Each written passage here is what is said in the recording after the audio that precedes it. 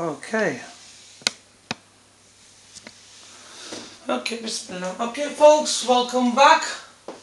This is another video for my class 11S6 in school. This is to help you with your homework, solving quadratic equations where the coefficient of x squared is more than 1. Here we have a 2 and here we have a 5. Okay, let's try to get these two videos done quickly in this next video. This is our third video now on this type of homework help. So I'm about part 9 from the homework I gave you today, which is the 9th of the 12th, 2013. Right, let's get cracking with this particular question.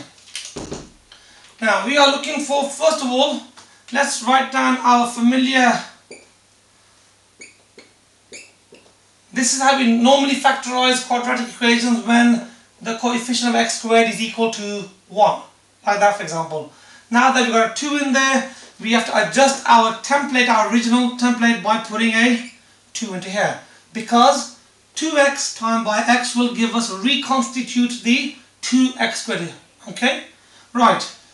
So now that we split 2x squared into its correct factorized pair itself, now we need to look at what two numbers multiply to give you 15. Okay?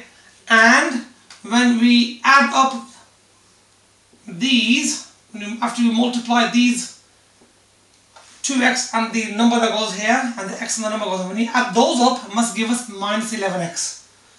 So we need to be thinking about the negative factors as well of 15.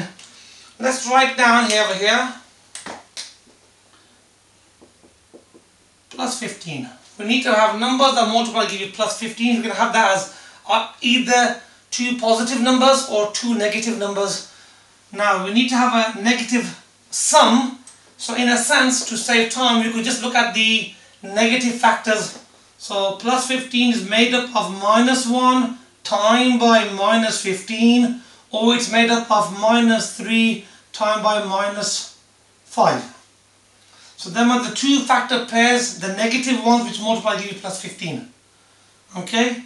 For those students who want to do an exhaustive list, okay, just for them, you could also do plus 1 and plus 15 and plus 3 and plus 5. But this at the moment is quite unnecessary because we need to have a net negativeness. So we can't won't get any negativeness from these. So I'm just going to cross it off at the moment. So here we go. We're back to these now. Now we need to get a net negativeness worth of minus 11x. And this one here is going to generate a large amount of negativeness. If we can get much more than minus 11x. So let's for the moment have a look at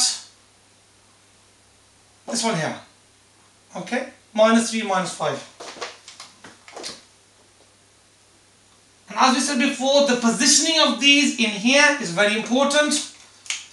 So now, I need to get minus 11x. Think, how can we make minus 11x by doubling a number and multiplying a number by 1 in a sense? So if we, for example, put the minus 5 here and the minus 3 here, let's see what that gives us. So we've got the right factors. Let's see in that particular position, does it give us the required minus 11? So we have 2x times by minus 5x, that will give you minus 10x. We have minus 3x times by x, that will give you minus 3x. And altogether that will give us minus 13x, which is too big. We need minus 11x. So let's see if we can put them in a different position and that will help us. So let's get rid of the minus 3, make that minus 5. Get rid of the minus 5, make that minus 3. So we're swapping them over, putting them into a different position. Now the minus 3 is in the opposite position to 2x. So that will get doubled now. Let's get rid of this.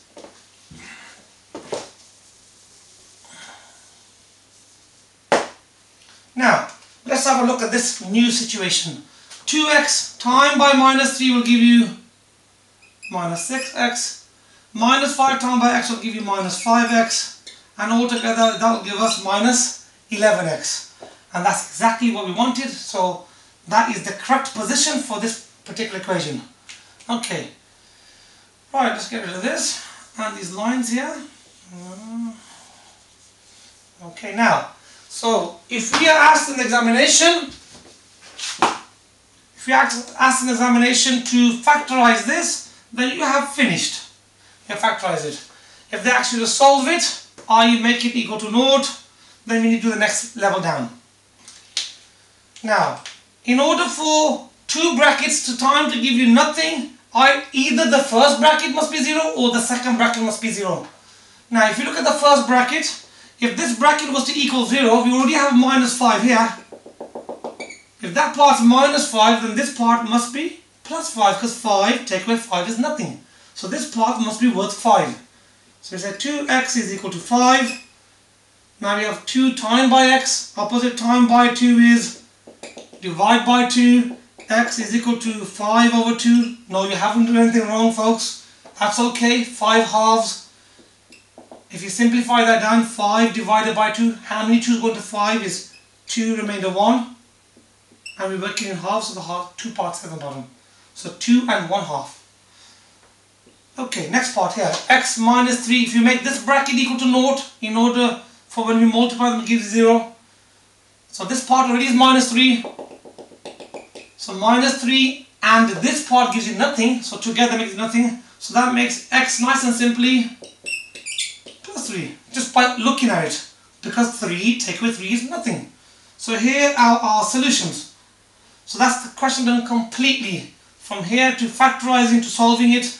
Okay folks, I hope that helps you with your question. Please join me in the next video. For the next question we have 5x squared minus 8x plus 3 equals 0. Thank you very much folks. Work hard with your homework folks. I'm going to see you back Thursday morning.